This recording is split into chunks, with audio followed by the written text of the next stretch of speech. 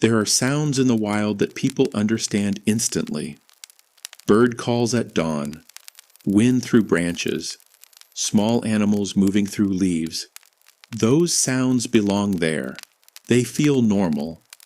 Then there are sounds your body reacts to before your mind can explain them. Heavy footsteps where nothing heavy should be, breathing too close in total darkness. Weight shifting the ground outside a thin layer of fabric. This story was shared by someone who says he and his brother spent a single night in a remote valley listening to something enormous circle their tent for hours.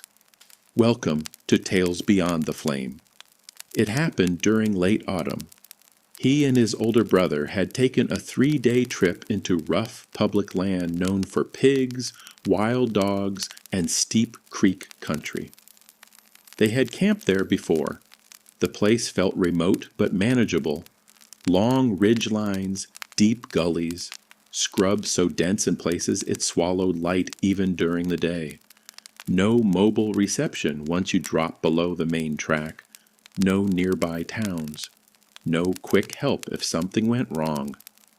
They hiked in, carrying one shared tent, food, water filters, and basic gear. The walk took most of the afternoon. By the time they reached the valley floor, the sun was already lowering behind the ridges. Their campsite sat on a narrow shelf above a creek bend, flat enough for a tent, dry enough to sleep, protected from wind by heavy timber. As they unpacked, his brother pointed out tracks in the mud near the water, large prints, 4 toes, deep impressions, the kind made by a heavy animal. They assumed wild dog, maybe several dogs using the creek as a travel line.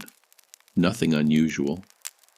Still, the prints seemed spaced strangely far apart, and some were deeper on one side than the other, as if the animal favored a leg.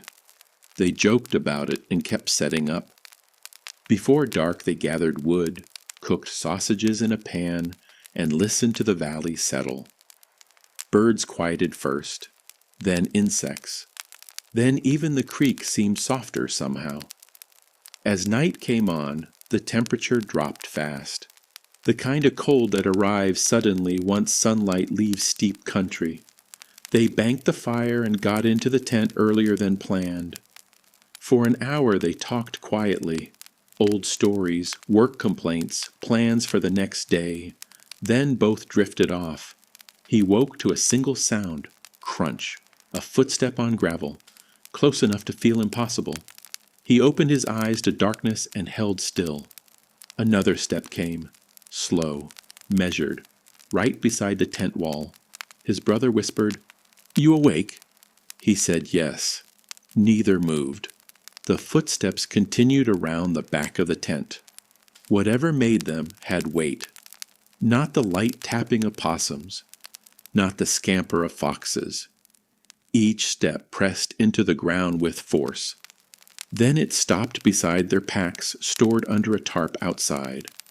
Fabric rustled, buckles clicked, metal tapped stone. Something was touching their gear. His brother mouthed one word. "Dog?" He shook his head.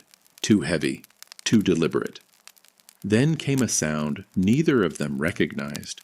A low chuffing exhale followed by a deep, wet sniff. Then another, and another. Whatever it was seemed to be scenting every item they owned. The footsteps resumed. One complete circle around the tent, then a second. Always slow, always controlled, never panicked, never hurried.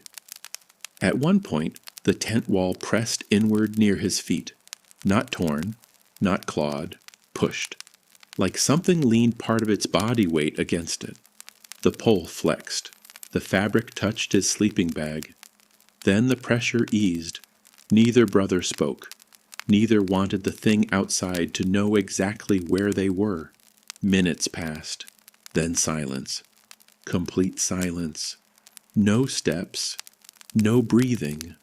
No movement at all. He began to think it had left. That was when something inhaled directly at the zipper door.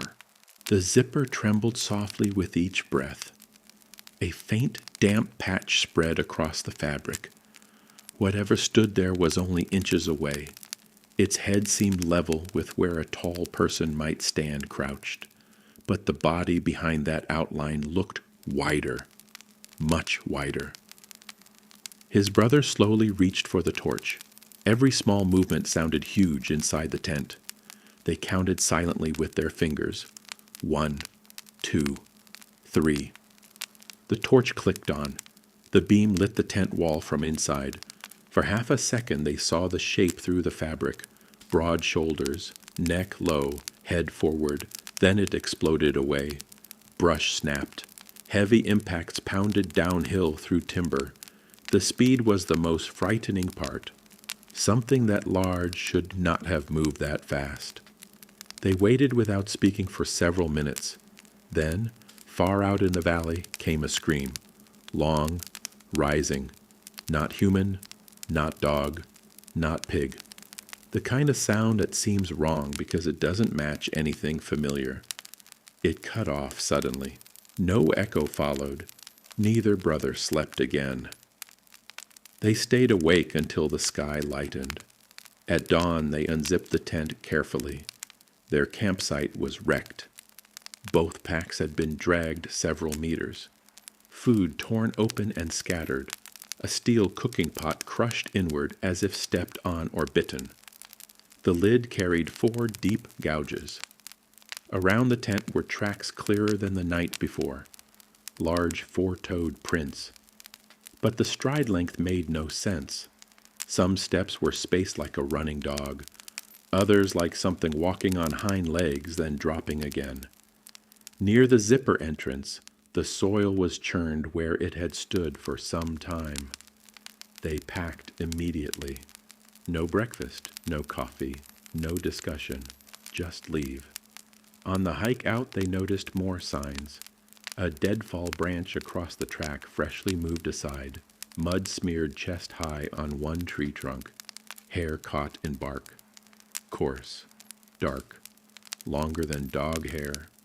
At a creek crossing, they found one final print sunk deep into wet clay, larger than the others, wide enough that his brother placed his whole hand inside it. When they reached town, they stopped at a ranger office and showed the photos. The ranger studied them longer than expected, then asked exactly where they had camped. When they told him, he went quiet. He said graziers near that valley had reported stock losses for years. Animals pulled through damaged fencing, carcasses opened strangely, little meat taken, tracks inconsistent with dog packs, too scattered for cats, too heavy for foxes. Most reports were dismissed because no one ever captured clear evidence. Then he admitted several campers had complained about something pacing tents at night. Always one tent, always after food smells, always leaving before sunrise. The brothers never returned. Years later, while sorting old files, he found a photo taken at dusk before they entered the tent. The camera had faced the tree line behind camp. At normal view, it showed nothing. When he zoomed in, 2 pale reflections appeared between trunks, eyeshine, set higher than his own head, watching them while they cooked, hours before the first footstep. People asked what it was. A giant feral dog, a hybrid, a damaged animal behaving strangely. Something unknown. He doesn't claim to know, but he knows this. Real predators usually decide quickly. Approach, attack, or leave. Whatever circled that tent spent hours learning them first.